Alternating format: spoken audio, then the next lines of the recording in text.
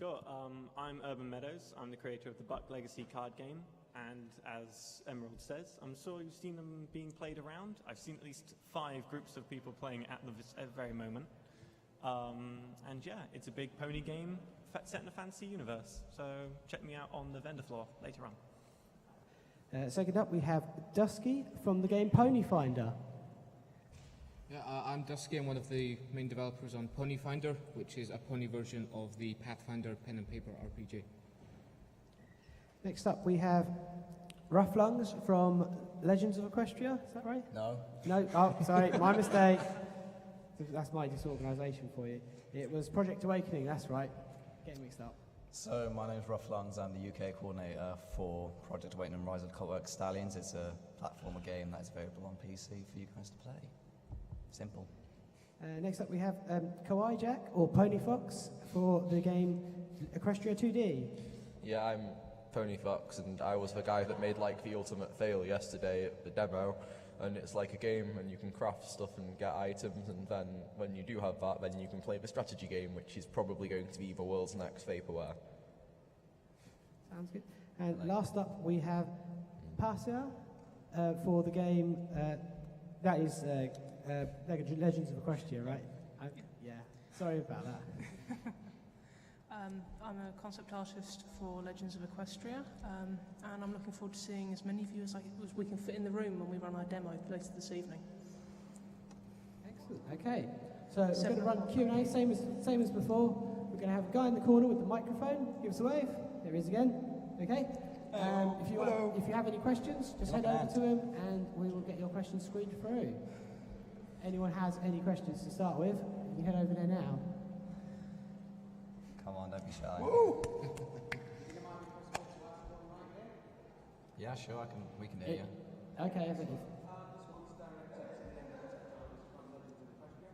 you have any idea what direction the game's going to take in the future? Could you be more specific? Very well. From what I've heard, because I haven't actually gotten around to play it yet, it was basically just exploration, I believe. What other sort of features will you be adding in the future, if you are aware of that? We have quests. I've got one of our writers with us. You can ask him some questions if you drop by later. So there's questing, there's a strong social element. I believe we have an overarching storyline that we're working on. Don't know if there's going to be crafting. I'm not sure.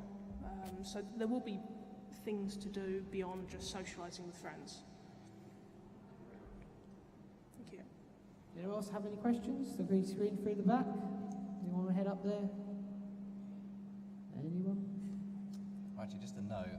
I remember when I was playing Legend of Questions with my friend, actually, the released beta version there, and before we could attack the wolves in the caves, when I first saw it, completely scared, realised I don't do any damage because it was still exploration. Best feeling ever to see it, completely scared, realised I don't do any damage because it was still exploration. Best feeling ever just standing next to a timber wolf like, what's going on? How's it going? Wow, Okay. this is amazing. For those of you who just got in, we're doing the Q&A same as usual. If you have questions, head to the guy in the corner and we will get your questions screened through. Please.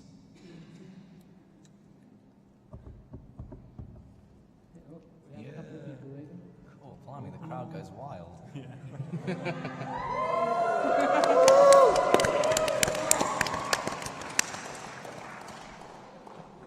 we go, first question coming up. Are we? That's nice.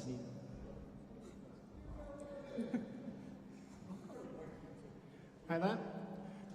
Question for all of you. Wonder if you'd like to talk about the hardest parts of the games that you're all making. What did you find the most challenging, and stuff like that. Should we start with you, Harry? Okay, yeah.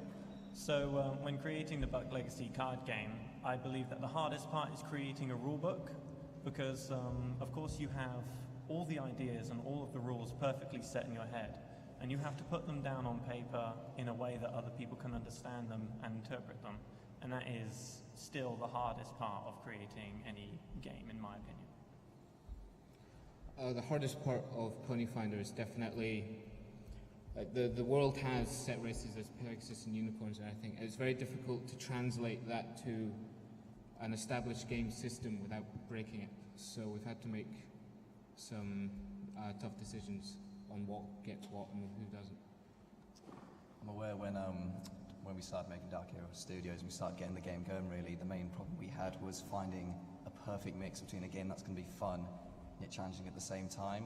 So we want to make a lengthy game that everybody can play, and yet not for it to be completely hard. So we've had to find a balance between whether making it possible or too easy. Well, probably the hardest part was probably having Furiox as our artist, because he likes to reply occasionally and only deliver things about a day before the convention we're launching at. I love that. It's great planning. Yeah, but he's been at it for like 6 months.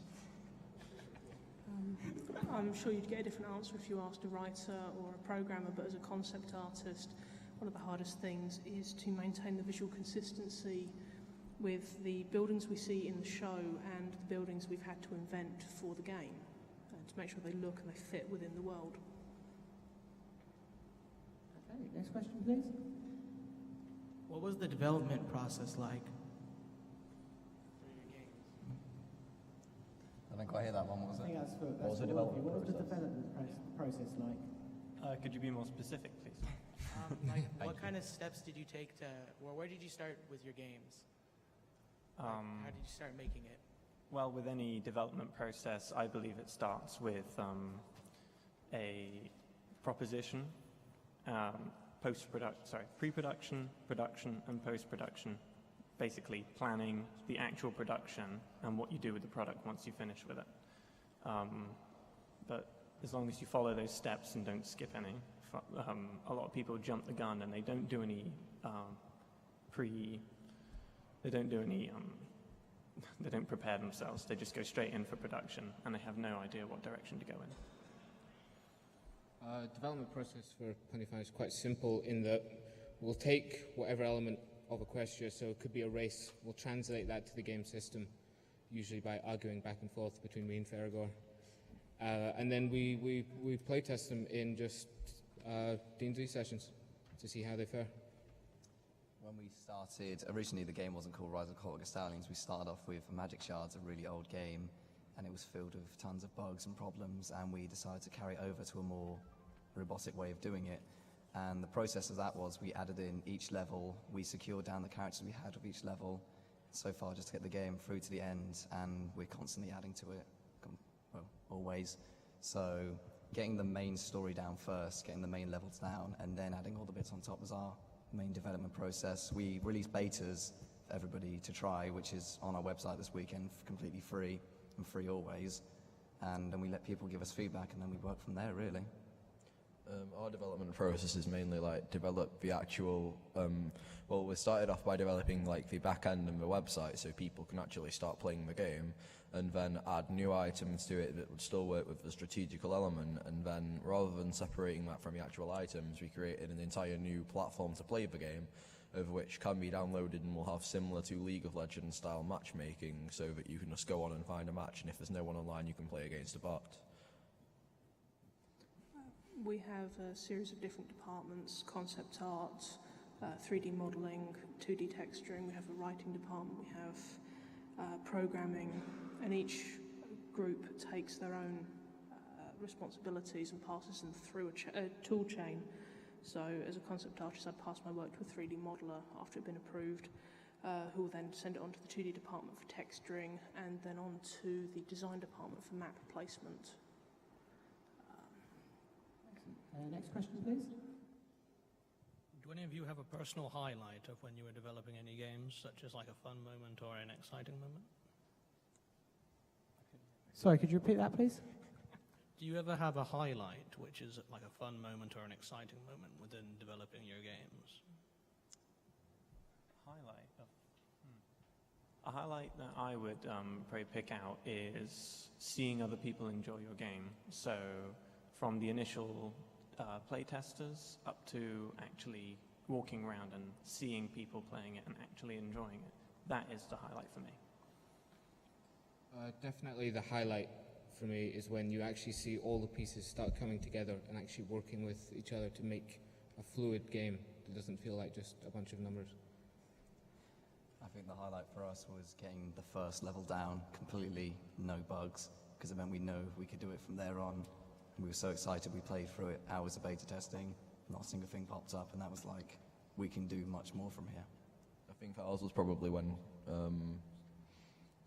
Furiox actually did something, because then we could actually see the game in action. There's nothing better than watching people play and enjoy the game, so looking forward to this evening. Okay, next question, please. This is a question for just Kawaii Jack. Who do you have doing the music and sound design for Equestria 2D? Good question. Actually, we've not actually started looking at music and sound design as of yet, considering that it's more a web-based game and then going to be a Java-based game, but we're considering having background music added into it in the future. We've got some people that are artists as well as musicians, so we're probably going to look at sourcing it to them. Well, I was actually, sorry, I was originally on the Skype call for the Equestria 2D project. I'm Spiky Mikey. Oh, I remember you. Hello. So yeah, I'd be more than happy to do new music for you. It's just I kind of left and things got lost in translation when I realised that you guys didn't need new music. But if you just contact me. I have you on Skype. Yeah, same. Nice little reunion. Spiky. Okay, next question, please.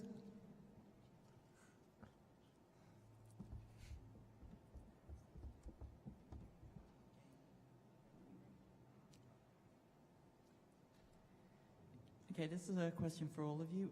What do you think is the best way for budding games designers to enter this kind of field and develop their own game or adapt an existing game to the fandom?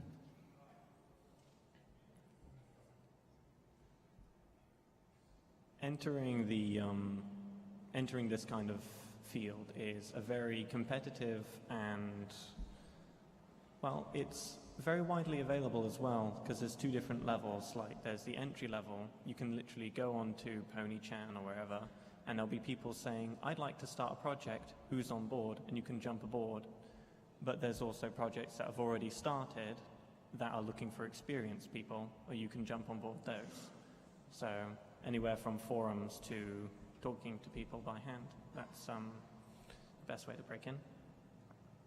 I don't think I would be the same as any of these guys, but when we did it, we saw the idea and we saw that no one was really doing it right. So a group of us just said, let's make it. And we just started doing it ourselves. Before I joined Dark Era Studios, I did quite a few games myself. I was quite big on Newgrounds at the time, doing sort of background music. I did it for Thing. And even at the moment, I'm still doing things with porting Scott Pilgrim from the console, trying to get into a flash into Newgrounds as well. So when I went into the project already, there were tons of already talented musicians, artists, developers.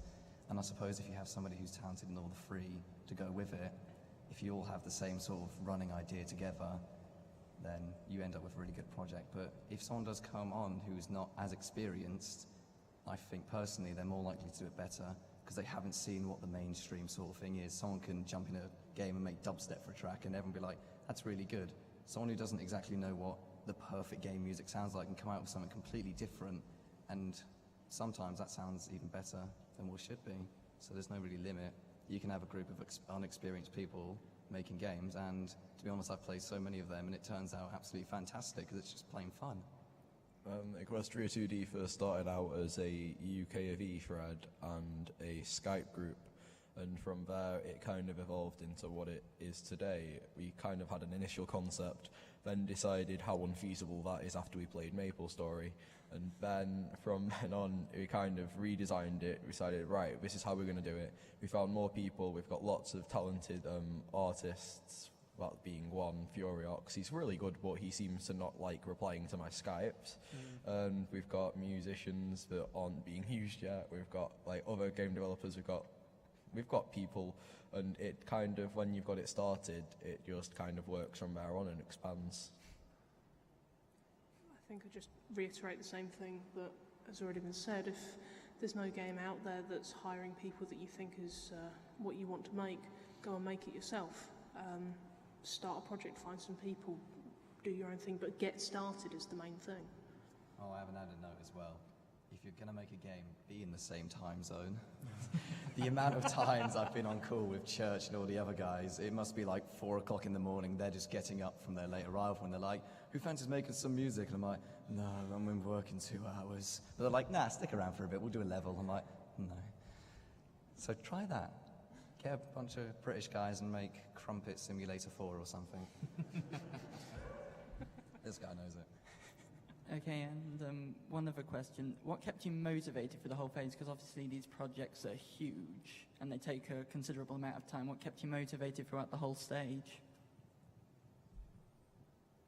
I believe that my motivation probably came from, one, I like the source material. That's probably one of the biggest factors, is actually liking the source material. And second of all is that personal drive for success. For me, my answer is quite cliched, but it's just the fact that I love pen and paper RPGs, and I love My Little Pony. So combining the two is we all do. Magic. We all love My Little Pony, we know that feeling. My name's Dusky, and I like My Little Pony. Oh. You're very brave. But yeah, that's it. You beautiful man. I'm aware, in terms of Motivation Church, our lead programmer, he started off making, he was a massive Sonic fan and a Mega Man fan when he was younger. And as soon as he got a computer, he was instantly on it, making game after game after game. And that's where basically got into it. He started liking ponies and things like that as well. And he thought, I know, let's mix the two. We don't think there's a pony platformer game out there that isn't Story of the Planks.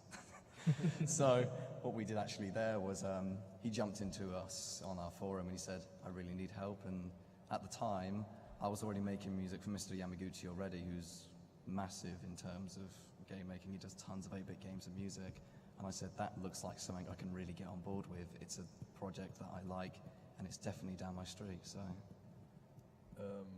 My motivation is mainly the fact that when you get to see the end product being used by people, and you get to see, like, well, it's kind of a feeling that you can look at it and say, wow, people are appreciating my work, that's a surprise. It kind of feels nice. Oh. I didn't need the R. You can have a hook. Aww. It ain't easy developing games. I ship it. What was that? No homo. I love to watch people play the game, as I already said, but on a perhaps more selfish note, there are some amazing concept artists in my team, and I look at my work and I look at their work and I see how much better they are than me, and I have to produce something else, something better than the last piece I did. That's what keeps me going. Oh, and on an added note, I like shouting at people, so owning a game project is good for that. On an added note as well, actually, I just want to say, there's no question, I think you're a bit of my inspiration as well, actually. Because you guys were here last year as well, and I wasn't in the project then, and it came on, and I was like, oh my god. Oh, yeah. Imagine thousands of bronies running around all together, like, what do you want to go do? I don't know, let's just go anything, and they just run around for hours on end, and I thought, that is what I want to do. I want to have a game where you can just limitless fun. I think part of our inspiration was probably Equestria Online when it used to be in that sort of stage before that all the drama happened with that. And I think, yeah, it was a good game concept, and it's good to see that it's been revived and it's going well. Also, I want to say to Buck Legacy, thank you for making such a beautiful card game. Can we just get a round of applause for him, honestly, guys? When he was here, when he was here last year, I remember I walked over to the table and I thought, this is two of the single greatest games ever mixed into the massive thing. It was My Little Pony and Dungeons & Dragons. I sat down and thought, you know what I'm going to do when I have a home alone? I'm just going to get a friend round, drink some beers and be like, yeah, B card, right there. If you haven't tried Buck Legacy, you really, really should. You draw inspiration from tons of other games, and I think everyone on this panel honestly works their keisters off just to do it. And hey ho, That's what it's all about, friendship and something else. What is it? Magic? Yes, magic. Forgot about that one. Friendship is equal or greater than magic. Friendship is right. Okay, next question,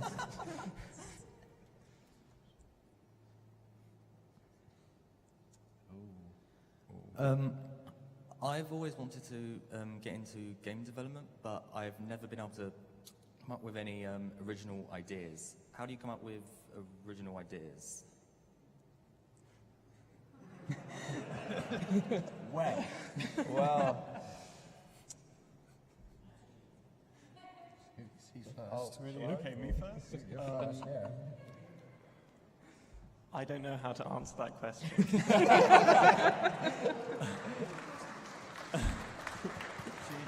Why are you applauding?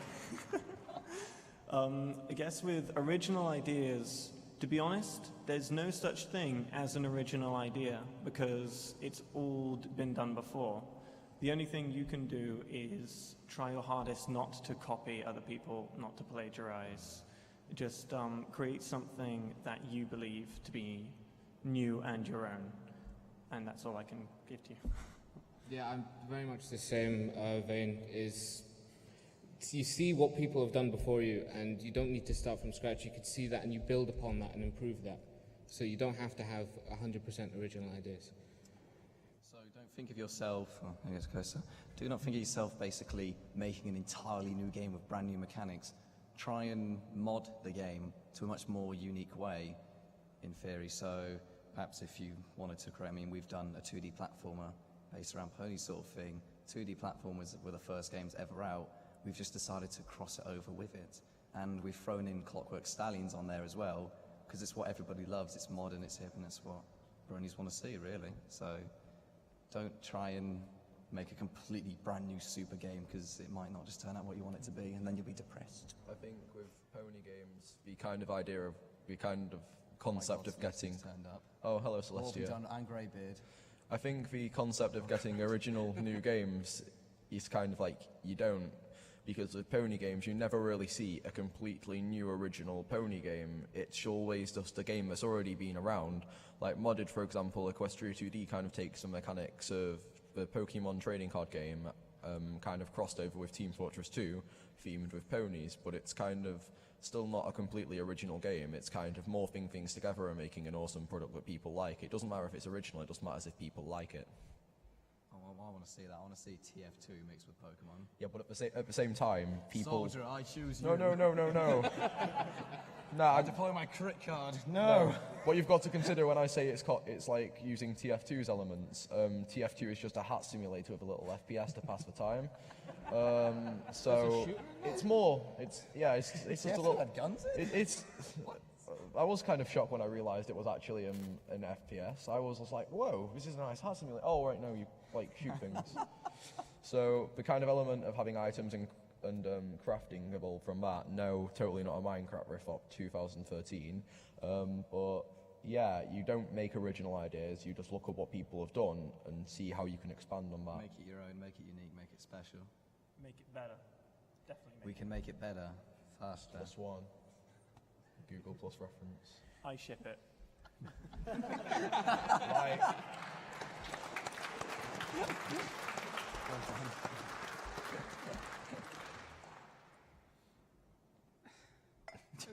Original ideas, where do they come from? I don't know. Take 2 or 3 things that you like. If you like ponies and you like text adventures and you like dubstep, and put them all together. Pony dubstep text adventure. Has that been done before? I don't know. Go do it. If you want to do that, do it. It's not EXE, it will have been done. Everything to do with dubstep will have probably been done already. But have they done it with ponies? I've seen and text adventures. Well, the best one I've seen is Dubstep Train Simulator, where people are derailing trains to dubstep. Oh God. Okay, next question, please. Bring on the questions. It's like non-verbal.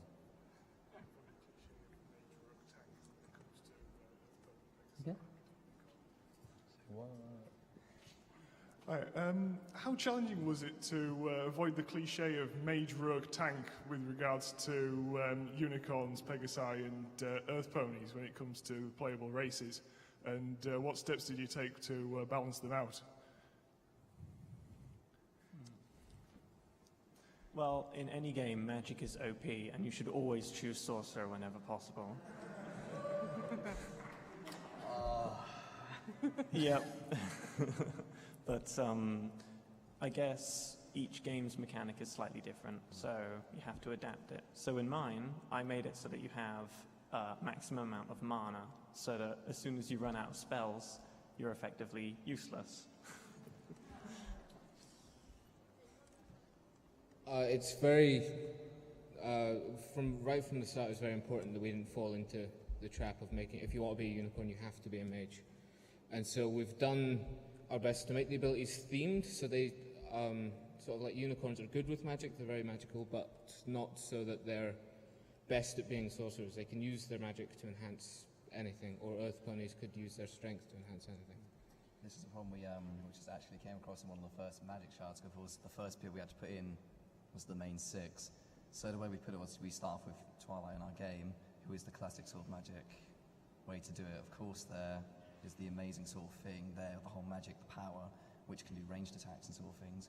But the more characters you decide to unlock, so the first character you get is Applejack, of course, and her attacks are a lot more closer.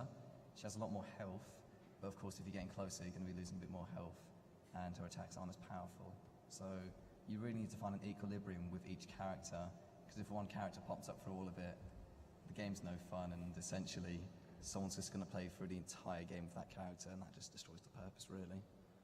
I mean, ours doesn't really have as such a story, but when you think about it, you've kind of got to give, this is what we were thinking about as well with having the actual items, you've got to give each class. So we kind of looked at it like, when I said it's taking elements from a Pokemon TCG, in the sense that fire beats grass, grass beats water, and water beats fire, we kind of looked at it like that and tried to say, well, what if we did that? I can't actually remember off the top of my head, I'll end up getting myself really confused, but we said, well, what if we can look at it like that perspective and make it so something that no one's going to play with the same character, and all of them have their equal chances. They've got one that they can beat easily and one that will be a bit harder, but if they play it right, then they possibly could.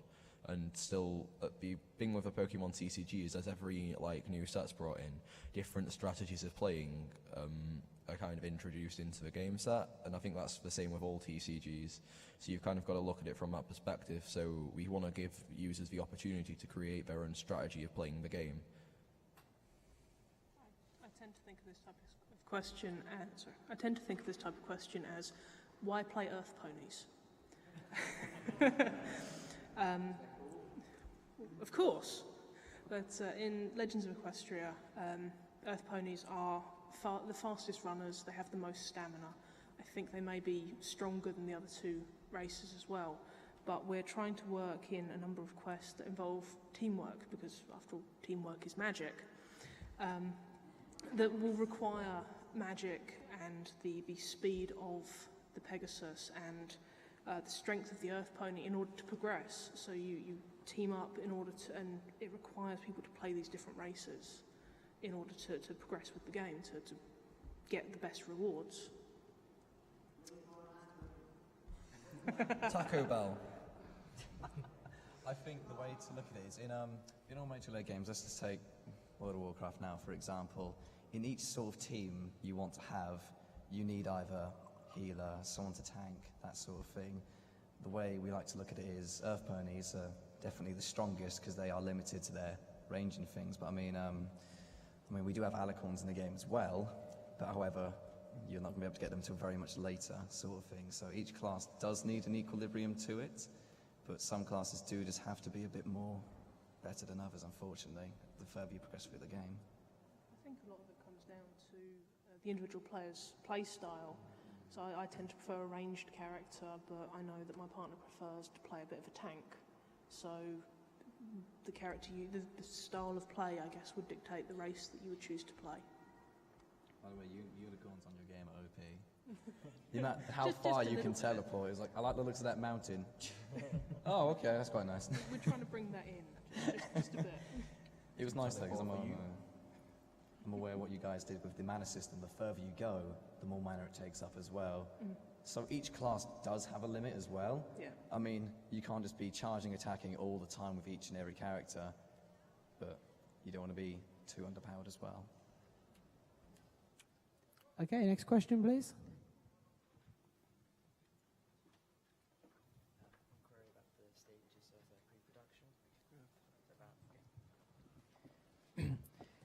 Not necessarily exclusive to games, but creative projects in general. What sort of stages of pre-production might you advise in order to ensure one is as thoroughly prepared as possible? Probably one of the most important factors is determining the theme of the game, as in what kind of setting are you going to put it in. So for instance, Legends of Equestria might be set in a faithful pony setting, or is it going to be set in a steampunk setting, or is it going to be set in a fantasy setting? And deciding the theme and its severity from comedic and parody to very grimdark, you know, deciding the theme is very important in the creative process. Definitely. In the nature of something like a Pathfinder RPG, it's more of a toolbox than an actual game. So it's always fluid, it's always changing as we're even developing it. So we don't really have the same procedure as other games would. I mean, our general outlook on the game is it's not going to lie to you, it's pretty grim. I mean, the story is the clockworks have taken over Equestria, so no one's going to be exactly chuffed about it. So what we did is we made it quite a fairly, such places as Everfree Forest, it's dark, it's damp, and then you'll go to the desert, it's windy, it's horrible, but then you'll go up to the Crystal Empire, and it's lovely there, but there's still signs, they're there. So remaining completely in theme with your game is fine. It is completely fine to do, but of course there are times when you do need to just deviate from the norm a little bit, because that's what makes the game stand out. If you have Easter eggs in there, that just make it a bit more funny. I'm aware we have singing corn in our games. Don't even ask me about that one, but that's the sort of thing where somebody will play, oh my god, every forest is horrible, and they'll jump down this hole and be like, what's going on? Why is there singing corn? You want to have the fun in the game, as well as the player realizing what the situation is as well. Certainly, going off what he said, I think it's a good balance. You need to go before you make your game. Certainly, you need to consider that you've got to give it an equal balance of interesting and challenge, as well as fun to actually play. For example, you could easily make a game where someone's clicking like, why can't I destroy the boss? And then there's one where someone finishes it in 5 minutes and is like, why have I just destroyed the boss? You've kind of got to get the equal mix, and it's kind of hard. I'm sorry to say my ears aren't what they should be. Could you repeat the question, please? What stage, what would you suggest the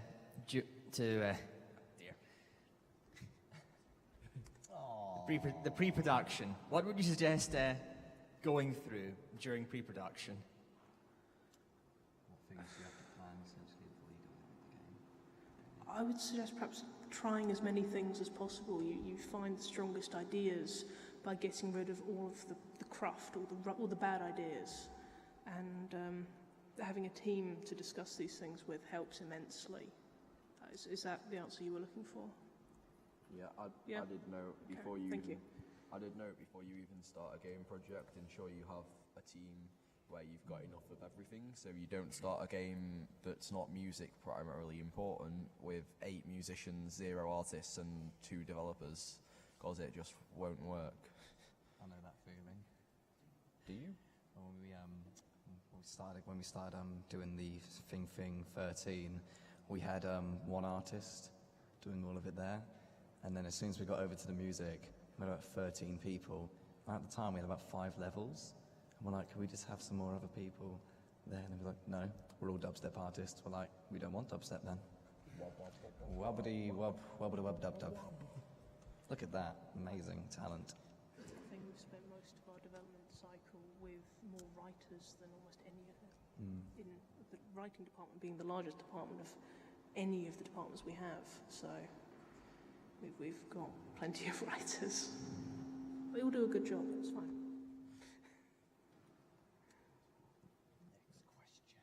Okay, next question, please.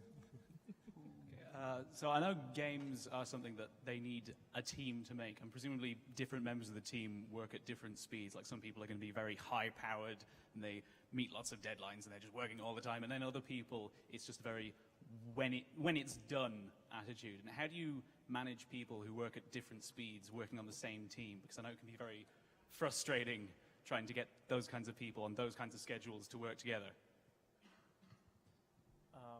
If you like to get your guys working at the same speeds, beat them. Discipline them, make them work. But don't push them too hard. But you've got to have the right work ethic. You have to make sure that everyone on board will work and work to a pace that is acceptable. If they take 2 months to draw a picture, then make them say that they do at the start, and then you can say, well, if you're going to take that long to do something, I'm afraid we're going to have to pass and get someone who can work at the same level. So we're very, very lucky that all three of us are equally lazy. So we play the game frequently as soon as we can, but while we're playing it, we're seeing what needs to be improved, and just during free time, whenever, we're all three of us are working together at the same speed. So I think it pretty much varies. If you don't have yourself a set release date, then of course you can have yourself, it's going to be released summer, and that way if somebody valve time if it is going to get released a bit slower, you've given yourself your time for that. If people do decide to work slower, you need to be completely cooperative with them. I worked with a man, I worked with Mr. Yamaguchi when I was there. He was very talented and he was very quick. Sometimes he would jump in the studio for a day, play a guitar track, leave in about 2 or 3 hours. Now when I went there, I'd have to be in there for a decent 2 days, head down straight work, and sometimes the product wasn't even that amazing. So you need to have a disciplined staff, of course, but not to push them too hard that they produce bad music or any sort of art. Because at the end of the day, you don't want to get stressed when working on a project, because that's where it starts to go downhill. I've worked on countless amounts of projects, and then somebody would be breathing down my neck the entire time, and I'll just go, no, won't do it anymore. If it's too much stress, you're not motivated, and then it's just no fun. And games are fun. Fun.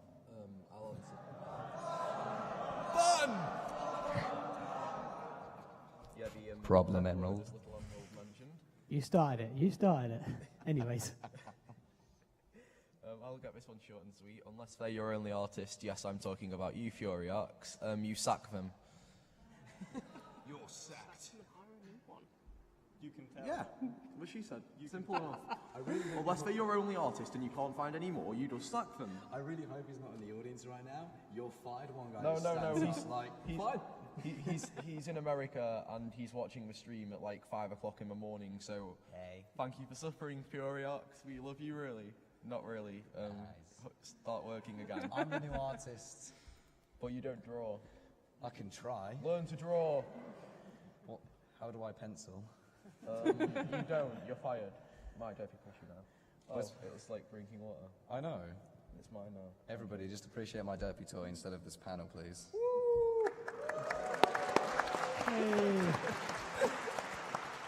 Anna, panel's over, we're done. We block out what we need to create for each city. So at the minute we're closing up on Cloudsdale, but we've had a list of all the buildings. We use Trello as our project management tool. So we create cards for each piece that needs to be done, the quests, the NPCs, the buildings. So we always have a list of work that needs to be done, so people who are working faster can just pick the next thing off the list, and if someone's working slower, if they have to drop out and take some time out for family issues or if they have exams, it's fine. They've still got the name on that card. They can come back to it when they're ready. Yeah, I didn't know. We had some issues with people having exams, so following the general policy, we just sacked them. No, we still left them credit for what they did, but they do have a nice little note next to their name on the credits. It just says fired in red with a lovely... See, we're nice enough to put retired on ours. Yeah, I think... You can definitely tell that me and this guy over here are directors. You can definitely tell we're directors because we fire people. These guys, content producers, they're like, whatever you do, don't push the artists too hard. And we're just like, yeah, just fire them. Yeah. That's what that is the ethic of a project director. Yeah, I believe King Sommer was just trying to create games and he was just pushing everyone too hard, whipping them and everything. It's horrible. King Sommer was a game designer. It's official. Quoting Sir Alan Sugar, first off, buy my new book because I've not mentioned it enough times on Twitter, and secondly, you're fired. That was more Donald Trumpy. No, that was terrible. You have to go, you're awful. You're fired. I'll tell you what, you did thank you, Sir Alan Sugar, and then walk out and cry. You did the pants job. I can't do an Alan Sugar voice. You're fired. Yeah, you're fired. Stand up and leave. Thank you very much, Sir Alan Sugar. It's been a pleasure working for you. So at house now get lost. Enjoy your black cab home. Okay, next question please. Did she answer? I did. Oh, I just went... Oh. Hello? Do keep up, dear. Hey, how's it going? Hey. How are you today? Hello. I'm well. How are you? Okay, I'm fine. I'm a little bit... I'm doing well. That wasn't my question, but my name is Trackmaster and I'm the project director of Fallout Equestria game, and I'm just wondering how do you guys personally manage between your free time and working on the project and all your real life stuff like school and work and all that? How do you manage it in general? How difficult is it for you? I suppose it's dependent on your level of engagement. For instance, it's very important, of course, to put education and work before a project like this. But it's depending on your involvement. If you're only hired in to do a music track, then you can afford to not spend a lot of time on, so you can dedicate your time to other projects as well. But when you're the director of a project, you have to commit yourself to it, because if you don't commit yourself, no one else will be disciplined, and the project won't get done. So, yeah. It can be quite difficult balancing your normal life with it. One of our members is busy all the time, 2 jobs and different projects and everything, so when he's not around, it's very difficult to actually progress anything. But it's just, whenever you get free time, if you've got the drive to do it, you've got the drive to do it. I think for us, I'm aware Church is right in the middle of his exams right now and he's dealing with everything there. So leading up to this, catching him actually at a good moment where I can say, there's a bug in the game without him ripping off my head, it's kind of hard. So in terms of juggling my work balance nights and games and things, you need to do it when you feel like it. And I mean that in a not lazy way, in terms of basically if I don't feel motivated to do it, I won't do it. If I get home from a 16-hour shift, I'm not going to jump on my computer and go, let's make a level. No, I'm going to go straight to bed. But in terms of how committed you are, if you really want to go all the way for it, then perhaps consider taking maybe a weekend off and just cracking down on it. I'm 12 or something, so it's never really a problem for me. I mean, wait, how old? I'm 12 or something. I forgot. I think I'm 13. You forgot? I'm 13. Yeah, I'm 13. How did you get into the convention, can I ask? Well, I'm tall. Stand up. Security. Stand up. Stand up. How old are you? 18. I'm taller than you.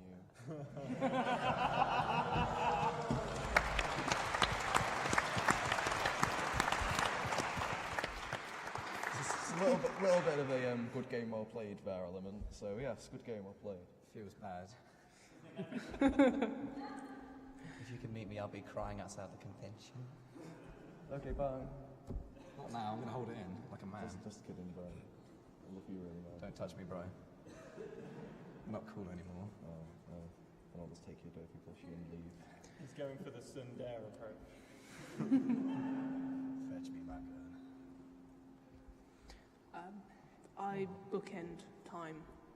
I work 7, 8, 9 hours a day and then come home and put up with housework.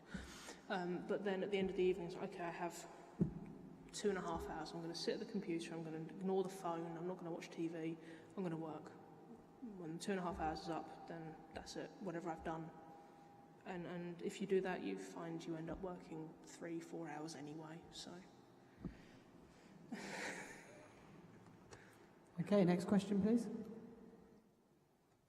Well, since no one else seems to be wanting any questions, I guess I ask second one.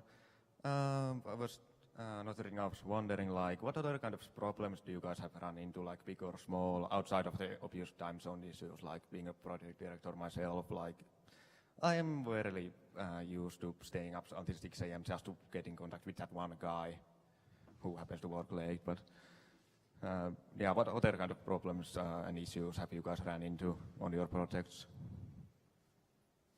Okay, I interpreted that as what problems did you have during development? Yeah. Okay, well, I would have said that one of the main problems would be getting everything to work, because whether it's a card game that doesn't seem to make sense, or putting a semicolon in a long line of code for a computer game, something's going to go terribly wrong and not work out as expected. I guess it's the unforeseen is probably the biggest elements, because you plan for everything and then there's a spanner in your works and it's just unforeseen and it costs time and money if it's money involved. One of the biggest problems we've faced is actually our biggest enemy is ourselves. In the number of times we've been looking at something, okay, that kind of works, that doesn't, scrap it all and start again. And just the amount of times we've had to retweak things and change them, and from the baseline up, it just slows everything down.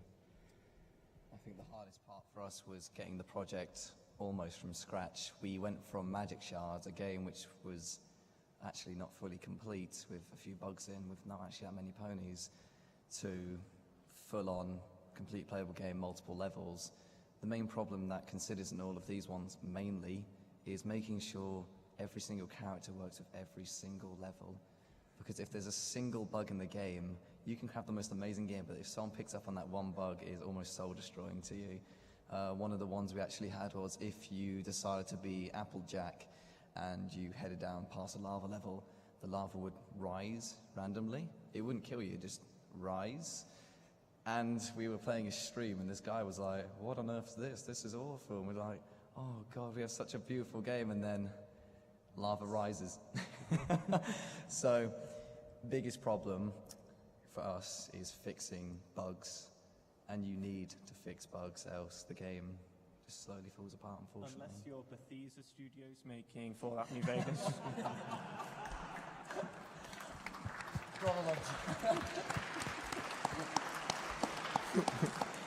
Just rocket powered. I love rocket powered Dovahkiin. I think our hardest part was probably getting Furiox to realise he's got an imagination and he doesn't need to await instructions. Because literally it's like, I'll message him, I'm like, okay, do something, like, here's the list of things we need. And he'll be like, okay, I'll get on it shortly. I'll come back a week later, I'm like, hey man, how are you? And he'll be like, what did you need again? And I'll tell him. And then he'll be like, okay, come back in a week. So I'll come back a week and he'll be like, yeah, what do you need? And he's like, have you not done everything I've asked? And it's like, you didn't tell me. And I'm like, yes, I did. It says here, it's like, that's not enough detail. So it's kind of getting your people on your team to realise they can work without having full instruction. They just need to kind of play along and work out what they think is going to work best, rather than them demanding complete, full-on, 100% instruction like robots. Because Furiox is best robot 2K13. When you have a project that has as many participants as Legends of Equestria, communication is a constant problem. We have people in the US, we have people in Australia, people all over Europe, and there is no time zone that is good for everybody. So we have to make sure that every meeting is noted and on the forums so that people can read it, that everybody knows what's going on, or they know who they can talk to find out what's going on. and it is something that we're still working on. It's just communication, talk to people, that's all I'm saying. Okay, next question, please. Anyone has any more? Yes, I have a question. Okay. Ninjas or pirates? Ninjas or pirates? Oh.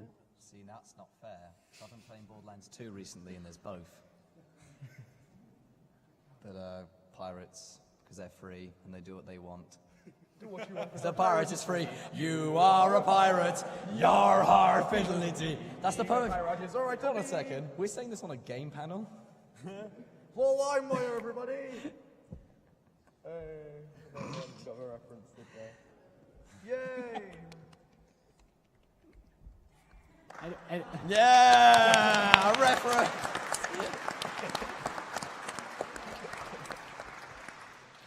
It's actually a pretty good question, though, I'm gonna go with ponies because I do what I want and you can't tell me what to do. That wasn't the question. Yeah, well, it's Ninjas or pirates? it's my it's like mine panel, and I say ponies, and are you starting? Do you want to come up here? You'll have you, mates. You what? You what, mate? You having a giggle, mate? You is having a giggle? Hooked you in the gabber. What? You wouldn't get it, it's a northern thing. I am from Manchester. Oh dear. I know you are. Well, since I work in the software industry, I can't realistically say pirates, can I?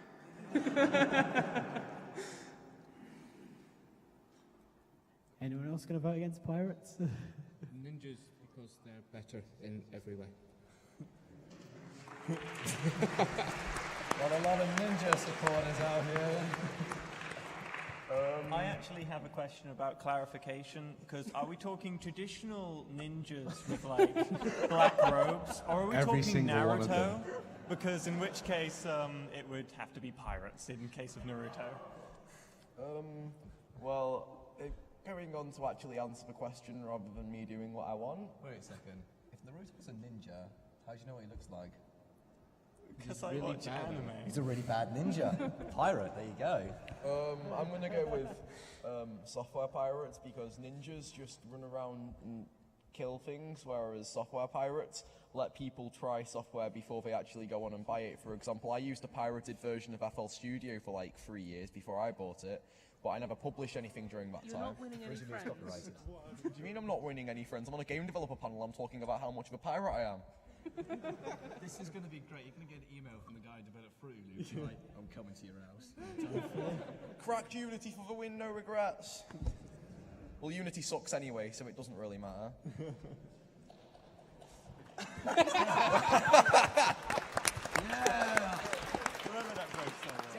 Oh, wait, I have a question for the audience. Fun? It doesn't work like that. It does. Fun. Fun. Fun. Oh, God. You brought this on yourself. I know I did. And it was a lot of entertainment. Oh, my heart's going to panic in my chest. in a second. Okay, we've got time for one last question. Make it a good one. If you don't mind, describe your fear for Hasbro's cease and desist. Oh, can I answer this one first? I didn't hear it. What was it? Describe your fear of Hasbro cease and desist. Well, we're hosted in Panama and we actually had two, but we just decided no and left it and they didn't do anything.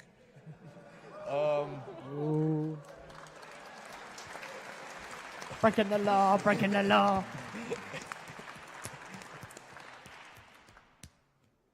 But on a more serious note, my project is not actually affiliated with any Hasbro IPs for anybody listening out there who happens to be a Hasbro employee. But it is a completely unique universe with no Hasbro intellectual property rights. And yeah, original concept, do not steal. So are you called Buck Legacy, right? I'm called Buck Legacy, that's correct. So did you get permission from Buck, the convention? You done goofed, son. Hey. Oh! Britannia! It's all good. No, but I did actually sign a waiver, and Hazel Hooves can can vouch me on that one. Can I see this? Some actual evidence. Yes, I carry it around with me. Well, yeah. If you're going on a panel with me, you've got to carry around all your legal documents. I'll start questioning them. Do you even have ID on you?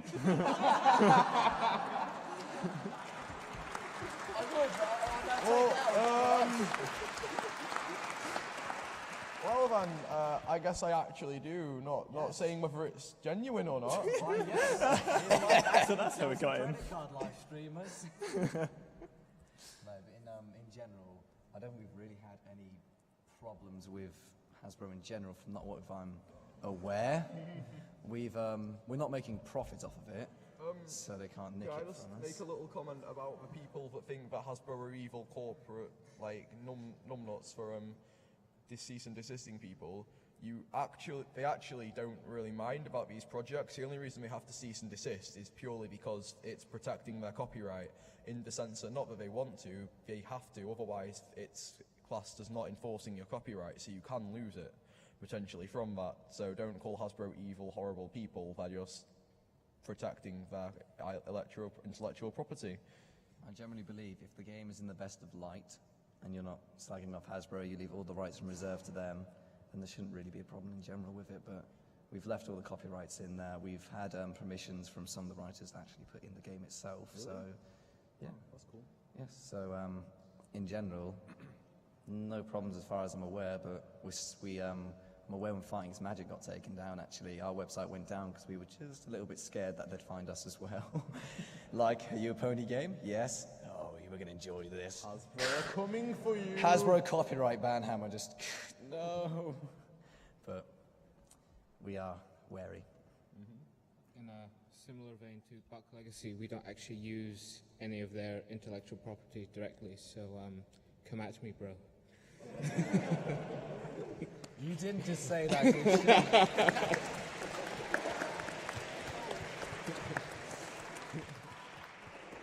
I can't believe you issued a threat to Hasbro and mentioned me in the same sentence.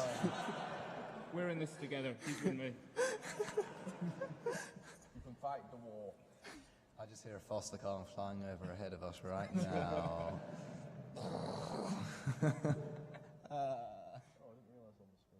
You didn't realise you're on the massive screen behind us? Well, no, because we're like here, and then it's us again. Hello. Hi, me. This is Future Reference. You've left the kettle on again. Yeah, but like that's probably got like a tiny delay.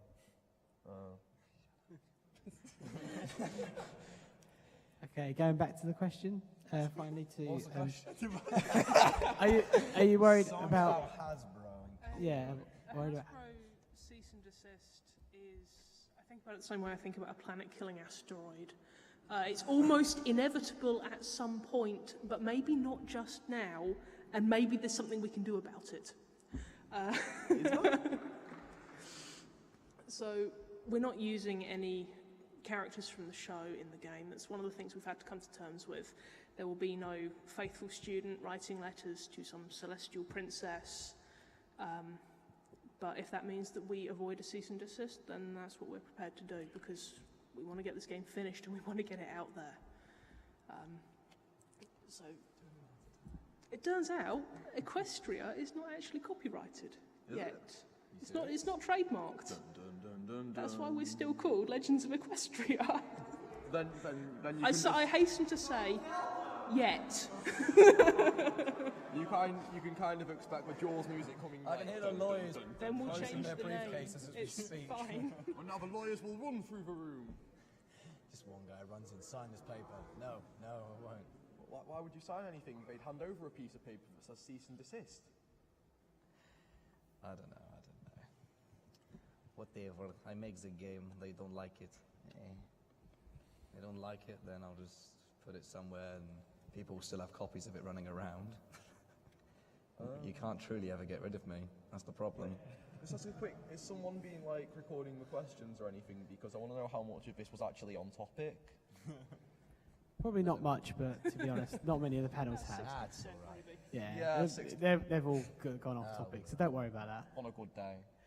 Anyways, that's all we have time for this panel. I'd like to thank our panelists once again. Urban Meadows, Dusky. Thank you. Thank you, random guy that got my reference. Just as a heads up, a bit of shameless advertisement here. On our website all this weekend, the Buck Edition's ready. Unlimited levels, unlimited gems, all characters unlocked. I think it's up there till Monday, so head on there for free bits and free characters. Mountain Dew double XP weekend.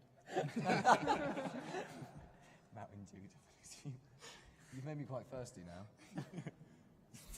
That won't do. Right. He needs some Mountain Dew. Can I go now? Okay, yeah, we're all done. Thank you very much.